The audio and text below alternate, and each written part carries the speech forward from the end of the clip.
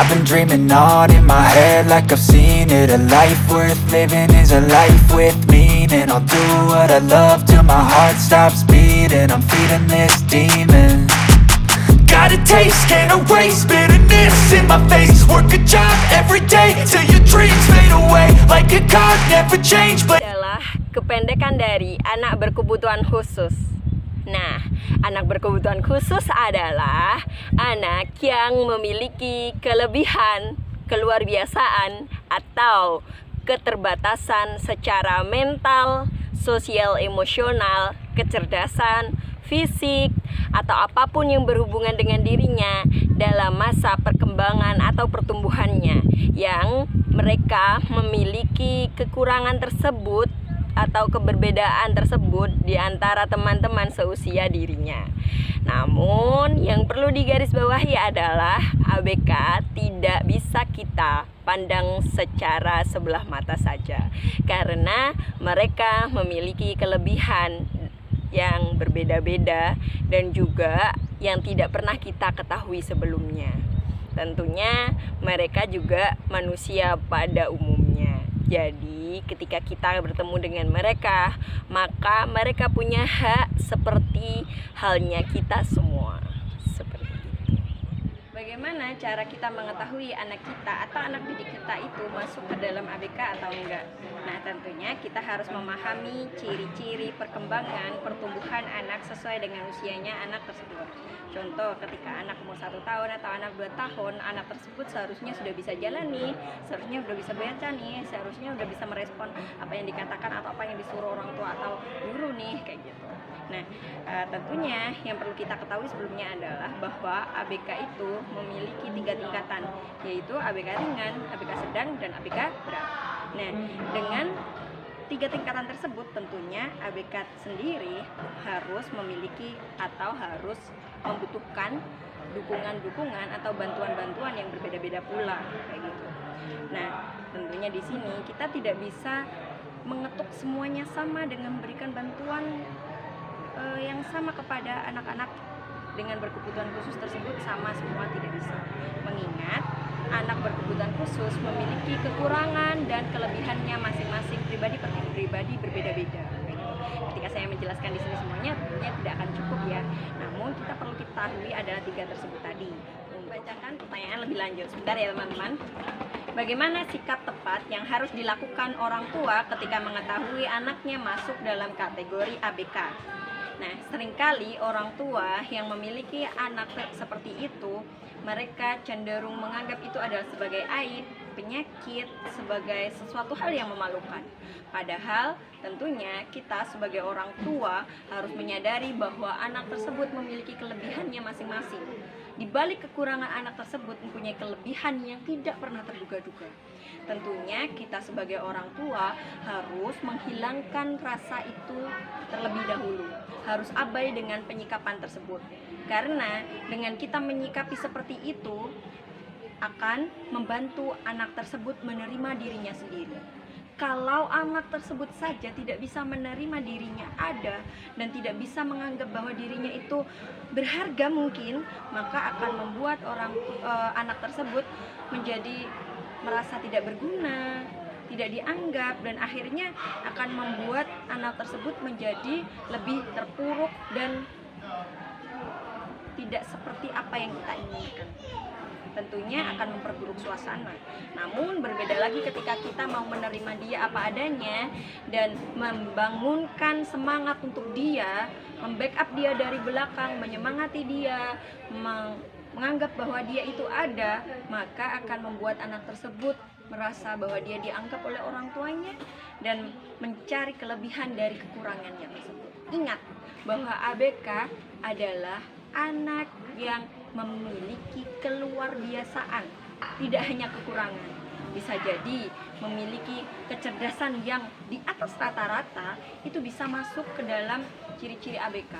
Namun tentunya seperti yang kita jelaskan bahwa ABK itu memiliki berbagai macam kekurangan, kelebihan, keluar biasaan yang berbeda-beda dan tentunya memiliki penanganan yang berbeda-beda.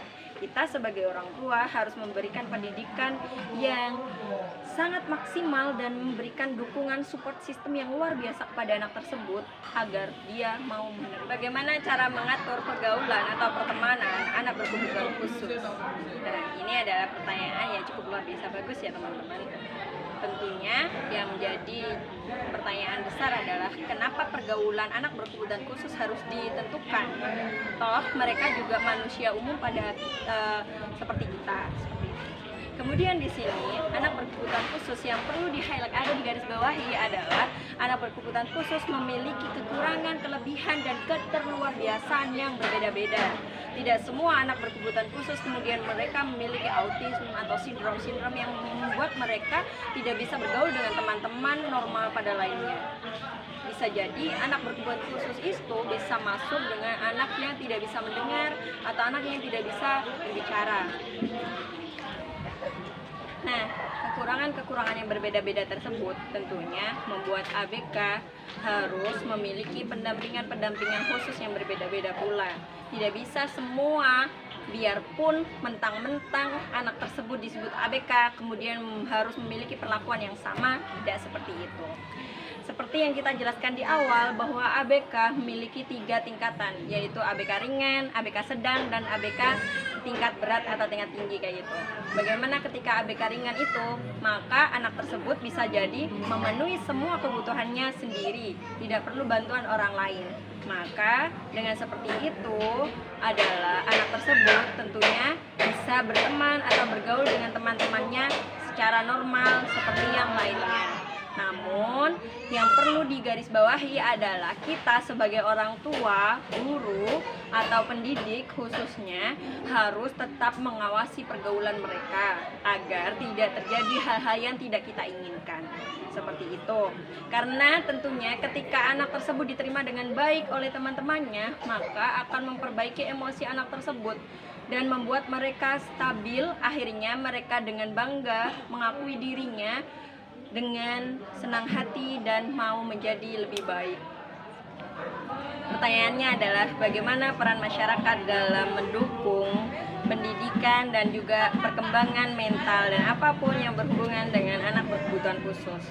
Jawabannya adalah sangat berperan, mengingat masyarakat adalah salah satu dari pusat pendidikan selain orang tua atau keluarga dan guru atau lingkungan sekolahan. Bagaimana masyarakat sangat berperan dalam membentuk atau mengembangkan mental anak berkebutuhan khusus itu sendiri. Nah, kemudian penerimaan masyarakat terhadap anak tersebut sangat berpengaruh besar kepada perkembangannya. Ketika masyarakat menerima dengan baik anak tersebut, maka anak tersebut juga merasa dihargai oleh masyarakat di sekitarnya.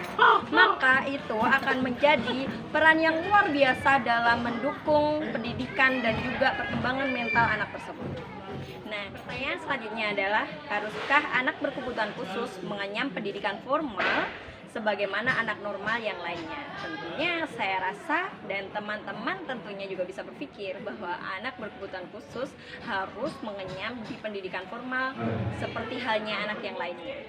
Seperti yang diatur dalam Permendiknas nomor 70 tahun 2009, bagaimana pemerintah harus mewajibkan dan menunjuk kecamatan ataupun kelurahan untuk mewajibkan sekolah dasar minimal 1 ataupun sekolah menengah pertama untuk menerima anak berkebutuhan khusus di sana. Tentunya dengan pendampingan khusus ya, agar anak tersebut bisa mengembangkan dan ketika mereka membutuhkan bantuan, mereka menerima bantuan dengan baik dan tentunya tidak merasa bahwa dirinya itu berbeda dengan yang lainnya seperti itu.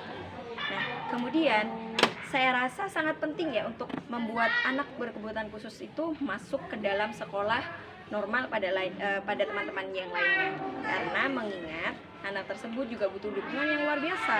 Karena dengan berbaurnya anak tersebut dengan teman-teman yang normal yang lainnya akan memupuk sifat optimisme atau perasaan di hatinya itu, percaya dirinya semakin tinggi seperti itu. Namun yang perlu kita garis bawahi adalah kita harus tetap menjaga lingkungannya agar tetap kondusif, tidak ada bullying, tidak ada hal-hal yang membuat dia itu merasa down dan seterusnya. Itulah fungsi dari bimbingan atau pendampingan tersebut. Tidak hanya untuk membantu anak tersebut ya, tapi juga untuk mengawasi pergaulan-pergaulan tersebut. Nah, dengan seperti itu, maka kepercayaan diri anak tersebut akan membuat anak tersebut menggali potensi-potensi untuk menutupi kekurangan yang ada pada dirinya dan mengembangkan kelebihan yang ada pada dirinya. Dan membuat mereka sadar bahwa kekurangan tersebut tidak harus disesalkan, namun perlu ditutupi dengan kelebihan yang luar biasa. Kamu sebagai anak berkebutuhan khusus perlu diistimewakan dan memang kalian istimewa juga normal seperti teman-teman yang lainnya. Sekolah khusus bagi anak berkebutuhan khusus atau sekolah luar biasa untuk ABK. Sebenarnya penting atau enggak sih? Berbicara penting atau tidaknya tergantung fungsi sekolah luar biasa tersebut. Jawabannya adalah pada seberapa besar peran sekolah luar biasa untuk membersamai proses pendidikan ABK itu sendiri. Nah, kemudian pendampingan yang baik pada ABK selama masa pembelajaran menjadi poin penting dalam pendidikan ABK itu sendiri. Dan lagi yang perlu kita garis bawahi adalah membaca kecenderungan ABK harus menjadi prioritas utama bagi pendidikan ABK tersebut, agar ABK tetap menemukan dunianya dan tetap bisa mengeksplorasi dengan mengoptimalkan kelebihan dirinya. Jadi jawaban penting atau tidaknya adalah harus berdasarkan penilaian pada seberapa tepatnya dijalankan fungsi-fungsi sekolah luar biasa atau sekolah khusus untuk ABK itu sendiri, kayak gitu. Jadi ketika kita berbicara seperti itu tergantung perjalanannya tersebut, kayak gitu. Wassalamualaikum warahmatullahi wabarakatuh.